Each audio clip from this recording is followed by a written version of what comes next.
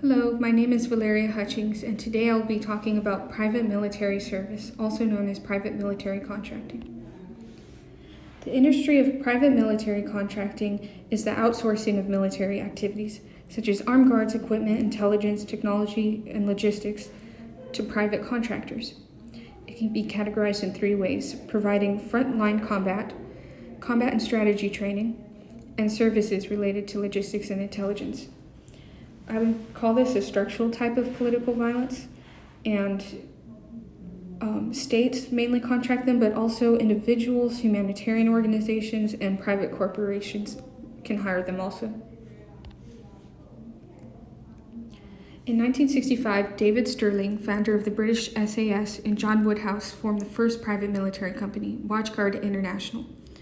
It began when Stirling was ordered by the Sultan of Oman to defeat rebels in 1962, and then later by the royalist forces to crush the Republican authorities in their civil war. He was hired as a mercenary with an army almost made up of entirely SAS veterans. After he made Kalinga Security Ltd. and then outsourced combat soldiers to American operations in Latin America against drug cartels. After further success in Zambia and Sierra Leone, he would go on to make Watchguard International official. John Woodhouse was his partner, but also a former commander of the 22nd SAS Regiment. Mostly Gulf states hired Watchguard to buy weapons and military training. And then also, interestingly, Stirling made a KAS International to work under Prince Philip and the World Wildlife Fund to combat elephant tusk poachers in southern African countries. And this goes to show that monarchies and nonprofits are very much involved with the hiring of these firms to abet their interests. And Stirling Company supposedly acted in his interests, but he was mainly aligned with Britain and their desire to support governments that were loyal to the British state, as well as economically liberal states. Another early development in private military service lies in post-colonial Africa because of the huge power vacuum left behind when European colonizers gave countries independence. Mad Mike Hoare, a South African, was notorious for crushing communist rebels of the Simba Rebellion in the DRC.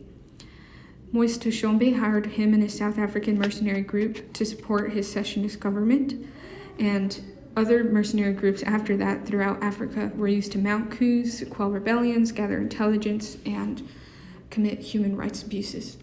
It's estimated that Mad Mike and his mercenaries killed between 5,000 to 10,000 people in the DRC. And then later, at the end of the Cold War, there was an increase in private military service as interstate wars transitioned to intrastate wars and ethnic conflicts. Many soldiers became unemployed on both communist and capitalist sides. The US, Russia, and other companies used PMCs to exert their influence on the smaller wars that occurred. In the 90s Yugoslav wars, for example, the US used PMCs to train the Croatian army against the Serbian army. As a result, the US was able to avoid the standing UN embargo against any country that was supporting the militaries of any warring sides. So MPRI was then accused of helping in the genocide against the minority ethnic Serbs in Croatia in 1995. And the victims tried to sue MPRI, but a U.S. court threw out the case since the alleged events were outside U.S. jurisdiction, even though MPRI was an American company. And to this day, Serbs are still trying to prosecute the company, even though it was acquired by L3 Communications. So changing the name and the ownership is a common way that companies frequently get away with the atrocities. And then lastly, the war on terror led to a skyrocketing of PMCs, especially in the 2003 Iraq War. And this is because the US government needed to surpass congressional troop deployment limits. And also it lowered the official death toll because casualties of combatants of PMCs were not counted. So 1,000 more private military workers died than U.S. servicemen in the war since 2001. And then additionally, one group called Khaki was known to use extremely inhumane torture techniques at the Abu Ghraib prison in Iraq, and they were able to get away with all of it.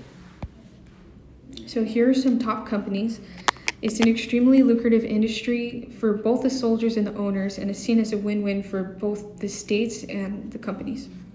Lockheed Martin's revenue for 2017 was larger than 123 companies' GDPs at 45 billion. It's an American company. And then here are some examples of paramilitary groups that might be part of larger groups or just kind of paramilitary groups on their own.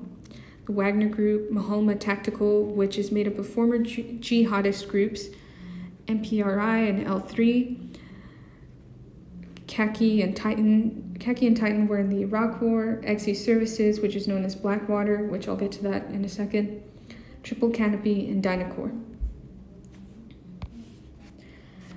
So here are some of the atrocities that these groups committed. Blackwater is one of the most well-known ones. In 2007, a crowd of bystanders was fired on by guards in Nasur Square, Iraq. 20 were injured and 17 died, including several women and children. And the guards were supposed to be protecting U.S. diplomats, but they claimed that they were ambushed, even though allegations say that they were firing indiscriminately and they were unprovoked. They were never shut down, even though they faced an investigation, because, of course, they renamed themselves and they were incorporated into a larger conglomerate of PMCs. So the Wagner Group is another famous one. They're actually not a single group, but they're a collection of Russian businesses. They're the ones who created the false flag operations in 2014 for Russia to invade Crimea. And more recently, they contributed to the mass slaughter in Bucha, and they still fight in the Donbass region.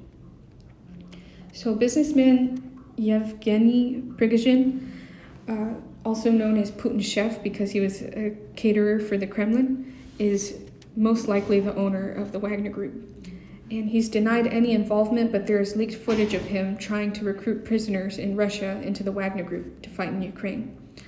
And some also suspect that the Russian military intelligence agency, the GRU, is funding the group, but it's illegal under the Russian constitution, so they deny this. So other countries that the Wagner Group works in are in the oil fields in Syria. They've helped Khalifa Haftar in Libya, and they protect diamond mines in the CAR and gold mines in Sudan. And of course, this isn't coincidental, since Prigozhin owns mining companies in these areas, such as M Invest and Lobaye Invest. And so they were contracted by Mali to protect the country from Islamist groups, which led France to withdraw state troops. And this goes to show that these private companies can supposedly take the burden off of states who are former colonizers of countries that are facing humanitarian crises. And they've been accused by UN and France, after going into Mali and the CAR, of war crimes such as rape and looting. And they've also placed landmines in Tripoli, which is against the Ottawa Treaty, but of course Russia did not sign the treaty. Now for the legal status of PMCs. So the atrocities of the post-colonial era led the UN to attempt a ban on mercenaries at the 1989 UN Mercenary Convention. Firms found out that they were protected legally if they just did not use the word mercenary and adapted a corporate structure. So corporate bodies technically can't be prosecuted under the ICC, the International Criminal Court, or domestic criminal courts.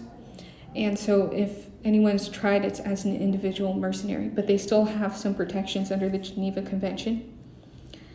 So the UN Mercenary Convention ban became law in 2001, but only 37 countries signed it. And the Montreux Doctrine of 2008 was written by the Swiss Federal Department of Foreign Affairs and the International Committee of the Red Cross as a guideline for regulations and accountability on the actions of private military firms. However, it's non-binding, and countries that adapt it might implement it differently according to their constitution and national laws. One thing that came out of the Montreux Doctrine was the International Code of Conduct for Private Security Service Providers. And its goal was to set unified standards based on international humanitarian law. And it's been signed by 602 companies. And then the doctrine also suggests that states create transparent licensing regimes and implement tools to monitor these companies. And then lastly, Protocol 1 of the Geneva Convention has 6 requirements for an individual to be considered a mercenary, so it's very hard to label the individuals of these PMCs as mercenaries. And so under international humanitarian law, a new category of hostile actors was made to recognize the PMC activity as in between civilian and combat status. So they're usually not given combat status under international humanitarian law, but they can be prosecuted for the actions under the new rule because they must be considered acts of war that they're committing. However, they can be exempted for general support of a war effort since that doesn't count as acts of war. And acts of war are strictly interpreted just like calling someone a mercenary, so it's very hard to prosecute someone of that. Now, moral implications and solutions. With trends in conflict turning back towards interstate conflicts, a multipolar global system, and the rapid advancement of military technology, there is no safe or rational use for private military service. There should be no organized military violence based off of profit, and it gives states more choice in when and how to start wars rather than dispersing that power and responsibility among other actors.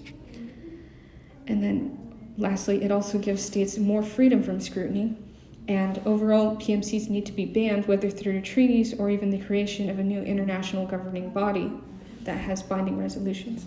Thank you.